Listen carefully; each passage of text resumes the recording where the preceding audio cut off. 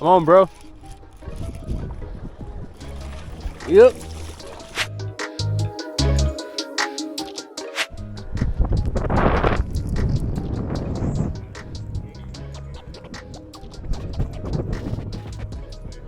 Yeah. Yeah, true. It'll probably carry the bait also, cast further. And there's people parked here. They must have went somewhere.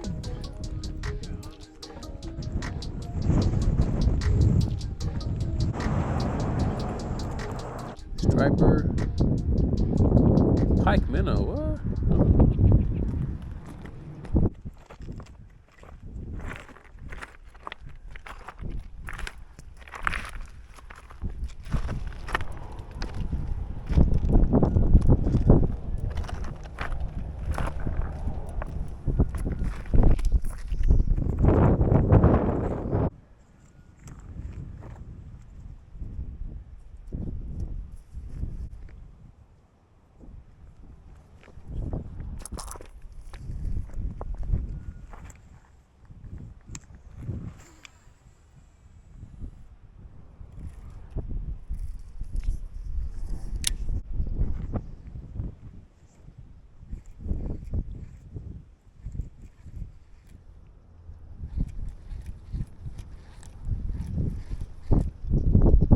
Oh.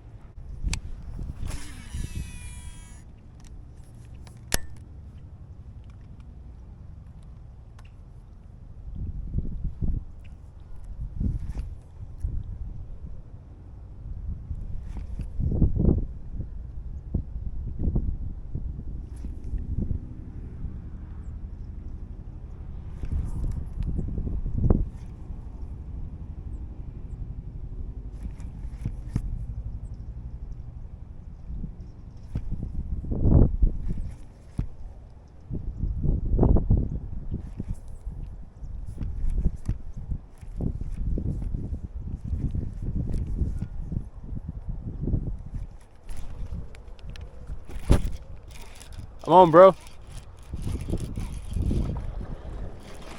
Yep. That's a bass. Largy. Yeah. I saw him flash on it earlier. Yep.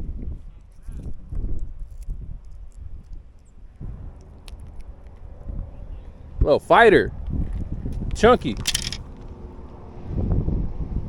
Not a giant, but we got one. All right, there you go. No skunk. All right, so we out here. I think at Quail Lake or the Aqueduct. First time fishing it. Got a nice little largemouth. I'm gonna go ahead and toss him back in. I'm not trying to get too close to the water. Swim off. Little weightless fluke.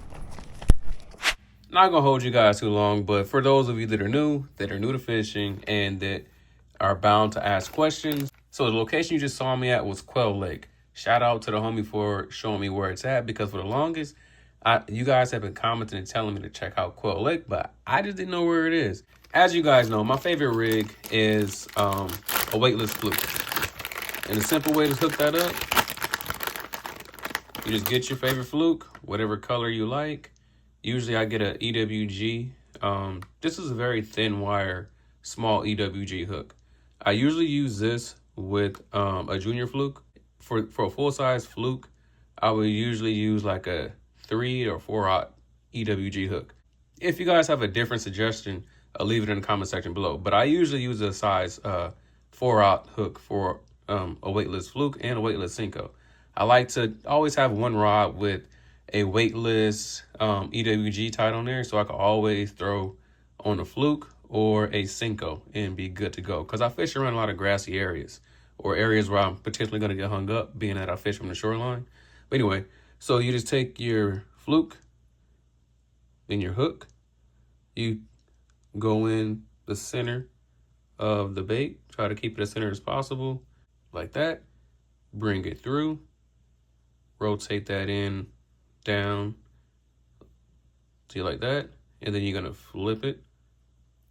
And you just basically imagine you tied to your line.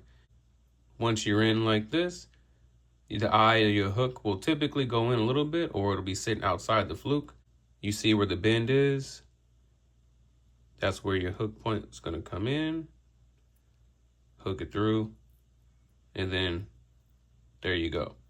Basically, it's weedless, so you can run your finger across it without getting hooked, so that means basically you can run across the grass and it won't get hooked. That's basically what I usually do. I always have one of these set up just because of where I fish. And yeah, so that's that. That's my favorite rig year round. This is what I'm going to be throwing at some point throughout the day for striped bass, largemouth bass, and halibut. Should I throw this thing everywhere?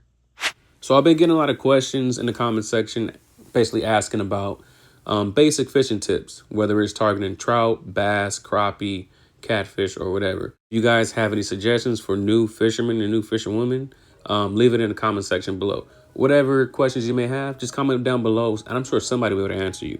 But this is Quail Lake. This is my first time being here. I'm not sure if I will come back just because of the distance it is from where I live and the lakes that I have to pass in order to get here. If you are from the LA area or south of LA, it just seems it doesn't make sense to me to pass up two good lakes in order to go to Quail Lake to basically catch the same stuff and only catch the same stuff, like not have to go through as much to get to some fishable water. Quail Lake is basically an extension of the aqueduct, and everybody knows how dangerous the aqueduct can be. So I'm not trying to take any risks falling in or coming across a rattlesnake or anything like that. So there was a nice like stretch of like water that looked like it'd be great to fish to, but it was like a bunch of trees and other stuff in the way. So you would have to hike down and through some tall grass, and still you can't even see the water from the road. So you don't know if by the time you hike down there, you actually will have fishable water. And I'm just like, I don't know if it's worth the risk, basically. But if you live around the area, I think it's a great place to fish. I suggest you take an e-bike, a skateboard, skate, something to get you from point A to point B, because if not, it is a long walk. And if you go in there in the afternoon and evening, it's dark. So all those are things to consider. But anyway, I'm going to try to put out more videos. I'm going to try to put out a video during the week and a video for the weekend. I appreciate everybody that's been rocking with the channel so far. We almost at 10,000 subscribers. The goal is to get there by New Year's. Don't know if it's going to happen. Hopefully it will happen. But either way, I'm happy that we're at where we're at. I appreciate everybody that always leaving comments. Yeah, I appreciate it. I enjoy chatting it up with y'all in the comment section and talking to y'all when I see you in person.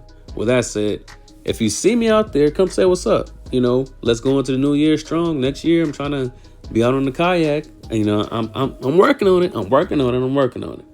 But anyway, with that said, y'all, thanks for watching. Please like, share, subscribe, leave a comment down below. Like always, if I don't see you in the water, catch you next video. Peace out. Yep. That's a bass. Largy. Yeah. I saw him flash on it earlier. Yep. Little fighter.